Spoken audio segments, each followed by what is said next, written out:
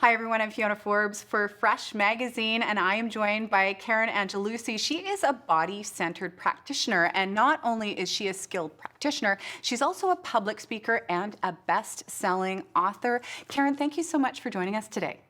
Thank you, Fiona. It's lovely to be here with you. Okay, first and foremost, what is a body-centered practitioner? You're not going to find that term too many places. I've basically coined that for myself because I emphasize the ability of people to move, feel, and live better in their body. And I do that through rehab and fitness exercises and manual treatment with osteopathy and other modalities. So I focus on how your body's moving and what's preventing it from moving or having dysfunction.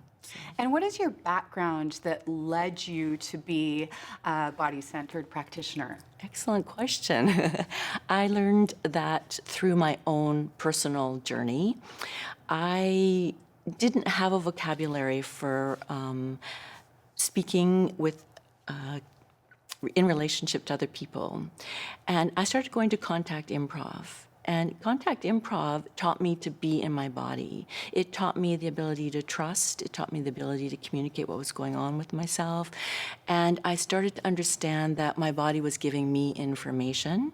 And then as I had a significant injury of falling 6 feet on my tailbone, and at that time, people didn't go to practitioners. You just went to the doctor. The doctor said, "Can you bend forward?" And I did. And he said, "Oh, you're fine, no worries." And thank you very much. So, kind of a classic story. A classic story. I started hearing people in the contact improv class say they were going to Pilates. And at that time, Pilates was, people would say, "What? A pie and a latte? What are you doing?" You're talking 25 years ago. I'm talking people really 25. didn't know what it was. Had no idea. Yeah. I started doing Pilates and my body said, yes, this is what you need to do to start moving better, feeling stronger. And unfortunately, my injuries still had its symptoms.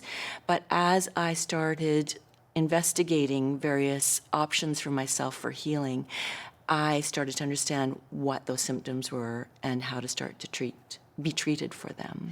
And how do you put people that you talk to on the right path to find what heals them? Mm-hmm. They might have an injury, an allergy, or something they're just not aware of with their body, but how do you discover that?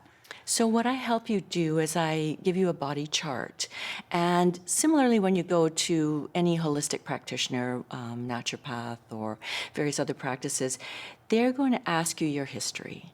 They're going to find out what your surgeries, your illnesses, any digestive distress or their organ problems. So it's really important for each individual to know what their history was, because the accumulated things that have happened in your life are really what's causing the symptoms for you now. They're all connected. They're all connected.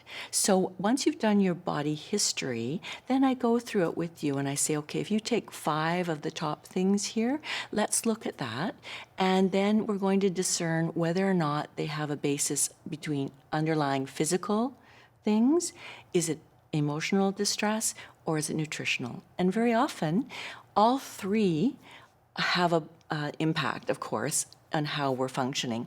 But one may be more significant for that person, which will allow me to help them find the practice that they need. So I'm not necessarily going to treat that person because I can't treat everything.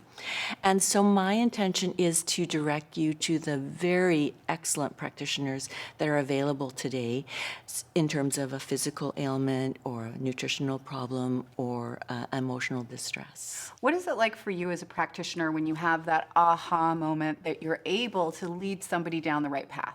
It's absolutely fantastic. I can tell you a little story, actually. A neighbor came to me to do Pilates. Her husband was retired, wanted to go dancing and doing numbers of activities. She could not walk from the car to the house to work with increased medication. She just couldn't move. She came to me to do exercise, and she came a few times, and I said, I'm not the person for you to see. I suggest you go to a naturopath, gave her the name of one. You need to get the inflammation down in your body so that you can move. So now I see her walking down the street. She's been going dancing, she's hiking, she's now retired. I didn't need to see her again in my practice. She needed inflammatory digestive help as well as nutritional support. Karen, any more key pieces of advice before we wrap things up? Yes, Fiona, absolutely. I want people to understand that self-care is not a luxury. It is absolutely a necessity. And the key things that we all need to know is that we all need to have our own self-care tools, day-to-day things that we do that make us feel good. We need to know who to go to for help, which is what I can help you, each individual, figure out. And also, what are our healthcare actual components? Like, what do our body needs dictate to us? Like, which vitamins are right for us, which foods are right for us. So real specific about what is healthcare for each of us as individuals. Figuring out those puzzle pieces That is puzzle piece basically is what you do. That's right. Well, Karen, thank you so much for sharing all that with us. If you want to find out more about Karen, see her as a practitioner, or book her for a talk, you can simply go to her website. It is birthrightinvestment.com. And be sure to tune in next time to get fresh with us.